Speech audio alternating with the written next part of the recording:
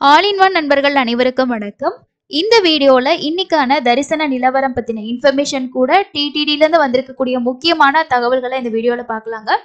நாளைக்கு 2024 ஜனவரி 1ஆம் தேதி ஆங்கில புது வருடம். ஸோ அதனால இன்னைக்கே திருமலையில பக்தர்களோட கூட்டம் ரொம்பவே அதிகமா இருக்கு. அலிப்பிரி செக் போஸ்ட் ஆகட்டும், அதே மாதிரி திருமலைக்கு போகக்கூடிய வாகனங்களோட டிராபிக்குமே ரொம்பவே அதிகமா இருக்கு. எப்பவுமே புது வருஷம் நம்ம பிறக்கிறது திருமலையில இருக்கணும்னு சொல்லி நிறைய பக்தர்கள் போவாங்க. நைட் அங்கதான் அவங்களோட நியூ இயர் செலிப்ரேட் பண்ணுவாங்க.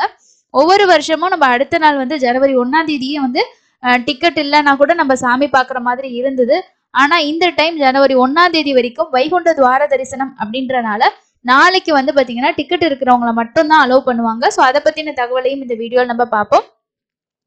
நம்மளோட சேனல் சப்ஸ்கிரைபர், நம்ம சேனலை ரெகுலரா பார்க்கக்கூடிய எல்லா நண்பர்களுக்கும் அட்வான்ஸ் புது வருட வாழ்த்துக்கள். ஸோ ஃபர்ஸ்ட் நம்ம இன்னைக்கான தரிசனம் பத்தின இன்ஃபர்மேஷனை பார்த்துடலாம்.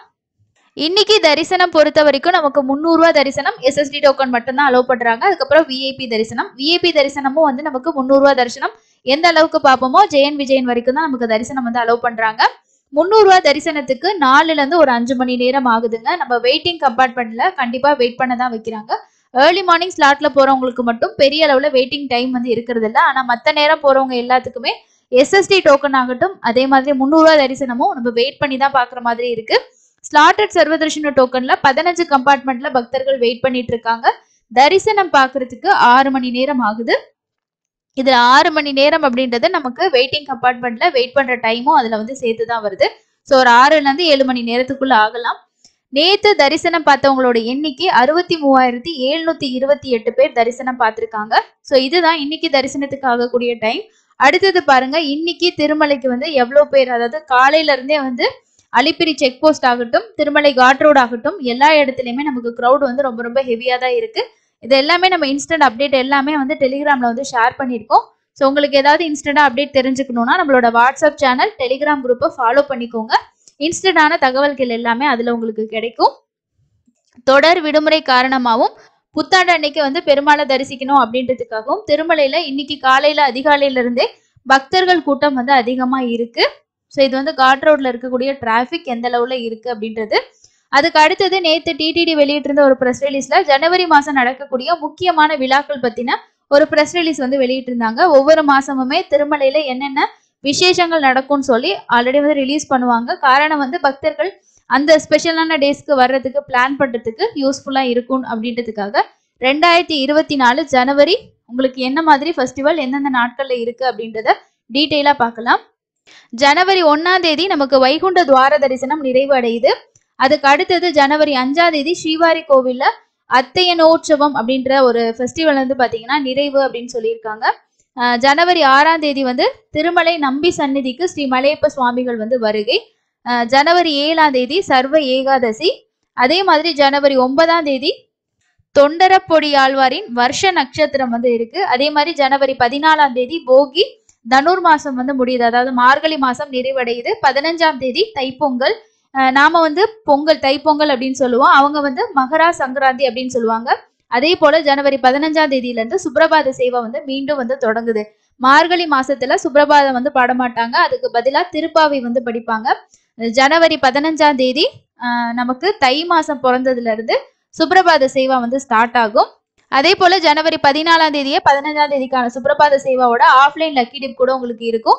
ஸோ நீங்க அப்ப போறீங்க அப்படின்னா கண்டிப்பா அதுலயே ரெஜிஸ்ட்ரேஷன் பண்ணி ட்ரை பண்ணி பாருங்க. ஜனவரி 16ஆம் தேதி கோதா பரிணயமும் கணுமையில் பருவேத்த உற்சவம் அப்படின்னு சொல்லியிருக்காங்க. அதான் பருவேற்ற உற்சவம் நடக்குது. ஜனவரி 25ஆம் தேதி ஸ்ரீ ராமகிருஷ்ண தீர்த்த முக்கோடி. ஸோ ஸ்ரீ ராமகிருஷ்ண முக்கோடி பாத்தீங்கன்னா ஜனவரி 25ஆம் தேதி நடக்குது. திருமலையில இருக்கக்கூடிய ஒவ்வொரு தீர்த்தங்களுமே ரொம்ப ஸ்பெஷல். ஸோ அந்த தீர்த்தத்துல நடக்கக்கூடிய முக்கியமான விழாவா தான் இந்த தீர்த்த முக்கோட்டி அப்படிங்கிற விழா பண்ணுவாங்க. ஜனவரி 28ஆம் தேதி ஸ்ரீ திருமொழிசை ஆழ்வார் வருஷ நட்சத்திரம் வருது. அதே மாதிரி ஜனவரி 31ஆம் தேதி ஸ்ரீ கூரத்தாழ்வார் வருஷ நட்சத்திரம். ஓகேங்களா? ஸோ இதுதான் ஜனவரி மாசம் நடக்கக்கூடிய முக்கியமான ஃபெஸ்டிவலா இருக்கு. இப்போ நாங்க இன்னைக்கே திருமலைக்கு போயிருவோம், இன்னைக்கு நான் டிராவல் பண்ணிட்டு இருக்கோம், இல்லைன்னா நாளைக்கு போயிருவோம், நாங்க எப்படி சாமி பாக்குறது அப்படின்னு சொல்லி கேட்டீங்கன்னா, ஜனவரி 1ஆம் தேதி நாளைக்கு நேரடி இலவச தரிசனம் அலோவ் பண்ண மாட்டாங்க. ஜனவரி 2ஆம் தேதி நீங்க கீழ் திருப்பதியில ஸ்லாட்டர் சர்வதர்ஷன டோக்கன் கொடுக்குற இடத்துல இருந்தீங்கன்னா டோக்கன் வாங்கிட்டு ஜனவரி 2ஆம் தேதியே கூட நீங்க தரிசனம் பார்க்கலாம். திரும்பவும் நமக்கு ஆஃப்லைன் கவுண்டர்ஸ் வந்து ஜனவரி 2ஆம் தேதி காலையில 4 மணிக்கு ஓபன் பண்ணுவாங்க. கீழ் திருப்பதியில ரயில்வே ஸ்டேஷன் கிட்ட நமக்கு விஷ்ணு நிவாசத்துல மட்டும்தான் கொடுப்பாங்க. கோவிந்தராஜ சுவாமி சத்திரம் வந்து ரினோவேட் ஒர்க் போயிட்டு இருக்கனால அங்க உங்களுக்கு இது எஸ்எஸ்டி டோக்கன்ஸ் வந்து தரமாட்டாங்க. மெயின் பஸ் ஸ்டாண்டா இருந்தா நீங்க சீனிவாசம் காம்ப்ளெக்ஸும், அலிப்பிரி நடைபாதை கிட்ட போறீங்க அப்படின்னா பூதேவி காம்ப்ளெக்ஸ்ல வாங்கிக்கலாம். ஸ்ரீவாரிமெட்டில் காலையில 6 மணிக்கு மேல நடைபாதை திறக்கும் போது நமக்கு அங்கேயும் டோக்கன்ஸ் வந்து கொடுப்பாங்க. மேபி பக்தர்கள் அதிகமா இருக்காங்க அப்படின்றதுக்கான அன்னைக்கு சேம் டே ஸ்லாட் வந்து இன்க்ரீஸ் பண்ணி கொடுப்பாங்களா என்ன அப்படின்றது தெரியல. நமக்கு டோக்கன் கவுண்டர்ஸ் வந்து ஸ்டார்ட் பண்ணதுக்கு அப்புறம் நம்ம எவ்வளவு அவைலபிலிட்டி இருக்கு அப்படின்றத நம்ம வந்து ஷேர் பண்ணுவோம். நீங்க வேணும்னா டெலிகிராம்லயோ இல்ல வாட்ஸ்அப்லயோ நீங்க செக் பண்ணி பாத்துக்கோங்க. ஜனவரி 2ஆம் தேதி காலையில இருந்து நமக்கு எஸ்எஸ்டி டோக்கன் கொடுக்குற அதே மாதிரி திருமலையில எந்த ஒரு டிக்கெட்டும் வாங்காம போகக்கூடிய சர்வ தரிசனத்துக்கும் ஏர்லி மார்னிங்ல இருந்து அலோவ் பண்றதுக்கு சான்ஸ் இருக்கு. மேபி வந்து 8 மணிக்கு மேல கூட அவங்க வந்து அலோவ் பண்ணலாம். கியூல நம்ம ஜாயின் பண்ணிக்கலாம். வெயிட்டிங் கம்பார்ட்மெண்ட்ல வெயிட் பண்ணோம்னா அவங்க வந்து குறிப்பிட்ட டைம்க்கு நம்மள ஓப்பன் பண்ணி விட்டாங்கன்னா சாமி பார்க்க முடியும். இன்னைக்கு போறவங்க டிக்கெட் இருந்தா நீங்க சாமி பார்க்கலாம். நாளைக்கு போறவங்களும் டிக்கெட் இருந்தா சாமி பார்க்கலாம். நாளைக்கும் டிக்கெட் இல்லை அப்படின்றவங்க நீங்க வேற வழியே இல்லை, 2ஆம் தேதி நீங்க வந்து வெயிட் பண்ணி தான் சாமி பார்த்துட்டு ரிட்டர்ன் வர மாதிரி இருக்கும். அதே போல நீங்க வந்து 300 ரூபா தரிசன டிக்கெட் உங்களுக்கு ஜனவரிலயோ பிப்ரவரிலயோ மார்ச்லயோ வேணும் அப்படின்னா அதுக்கெல்லாம் என்னென்ன மாதிரி ஆப்ஷன் இருக்கு அப்படின்றத பார்க்கலாங்க. நம்ம ஆல்ரெடி ஒரு டீட்டெயிலா ஒரு வீடியோ வந்து ஷேர் பண்ணியிருப்போம். ஏபிஎஸ்ஆர்டிசி அவங்களோட பஸ் இருக்கு இல்லையா, ஸோ அந்த bus Saptagiri bus, express bus, இந்த மாதிரி பஸ் இருக்கு இல்லையா, அந்த பஸ் கூடவே 300 ரூபா தரிசன டிக்கெட்டை வந்து ஆட் பண்ணியிருக்காங்க. மொத்தமா நமக்கு வந்து ஒரு 25 பிளேசஸ் வந்து என்னென்ன அப்படின்னு சொல்லி ஒரு டீட்டெயில் வீடியோ நான் கொடுத்துருக்கேன். அந்த வீடியோ நீங்க பாருங்க.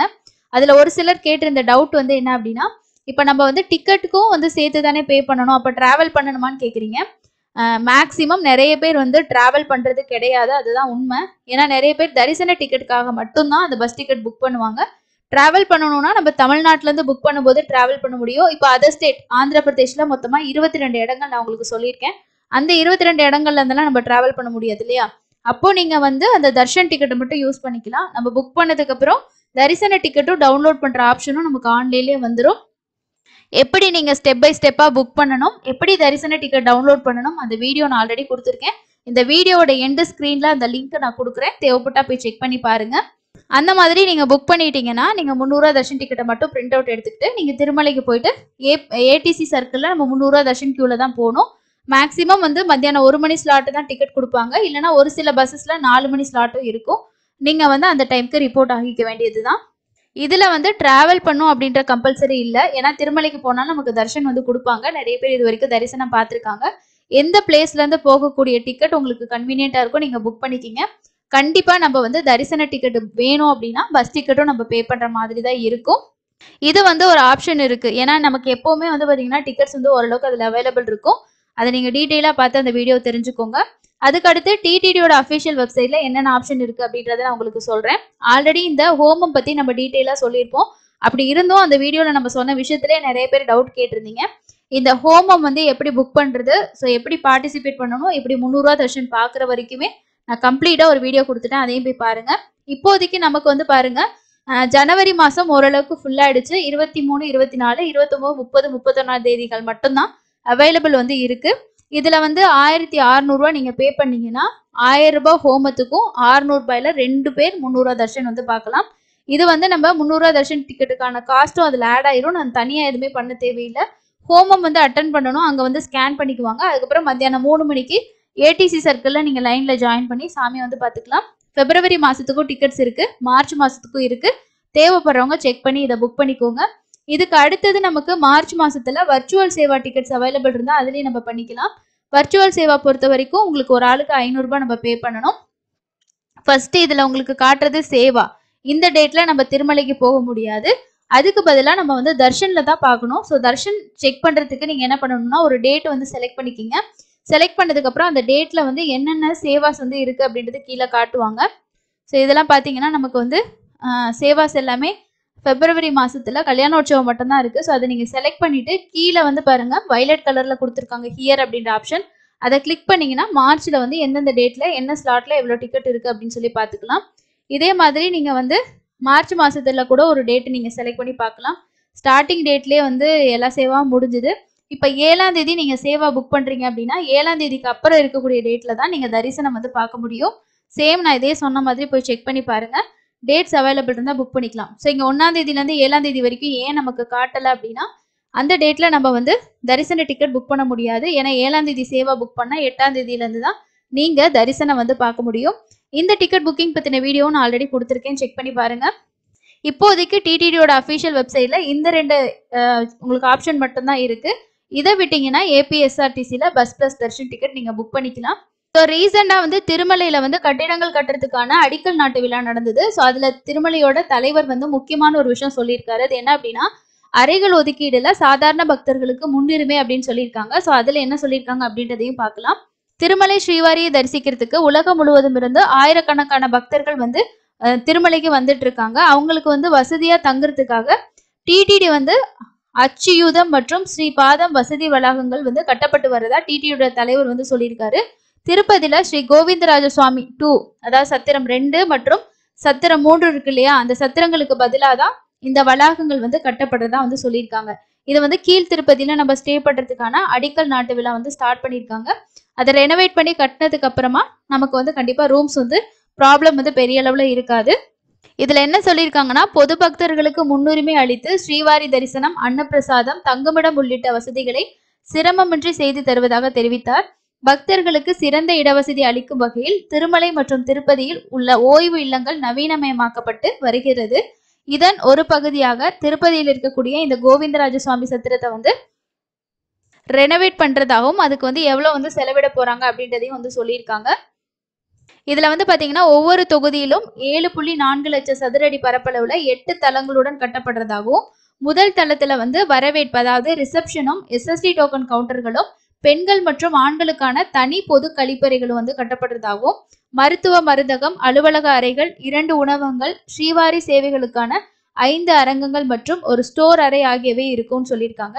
2வது மற்றும் 3வது தளங்கள்ல அன்னப்பிரசாத மண்டபம், 23 தங்கும் விடுதிகள், 500 பக்தர்கள் தங்கும் வகையில் பொது கழிப்பறைகள் கட்டப்படும். இது இவ்வாறு வந்து அவங்க வந்து சொல்லியிருக்காங்க. அதாவது இந்த இடத்துல என்னென்ன மாதிரி விஷயங்கள் வந்து பண்ணி கொடுக்க போறோம் பக்தர்களுக்கு அப்படின்றதுதான். 4வது மாடியில இருந்து 8வது தளம் வரைக்கும் ஒவ்வொரு தளத்திலையுமே வந்து 8 குடும்ப அறைகள் மற்றும் 100 அறைகள் மற்றும் மொத்தம் 540 அறைகள் வந்து இருக்குன்னு சொல்லியிருக்காங்க. 3 வருட காலத்துக்குள்ள இந்த கட்டமைப்பு பூர்த்தி செய்யப்படும் அப்படின்னு சொல்லிட்டு தலைவர் அவங்க தெரிவிச்சிருக்காங்க.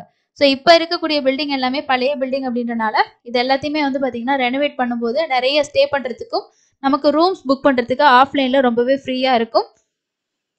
ஸோ இதுதாங்க டிடிடி ரிலேட்டடாக இன்னைக்கு கிடைச்சிருக்கக்கூடிய முக்கியமான தகவல். இந்த வீடியோவில் நான் சொன்ன தகவல்கள் உங்களுக்கு யூஸ்ஃபுல்லாக இருந்திருக்கும் அப்படின்னு நினைக்கிறேன். வீடியோ லென்த்தாக இருந்தாலும் நிறைய இன்ஃபர்மேஷன் ஷேர் பண்ணியிருப்பேன்னு நினைக்கிறேன். அடுத்து இன்னொரு யூஸ்ஃபுல்லான இன்ஃபர்மேஷனை மீட் பண்ணலாம். தேங்க்யூ.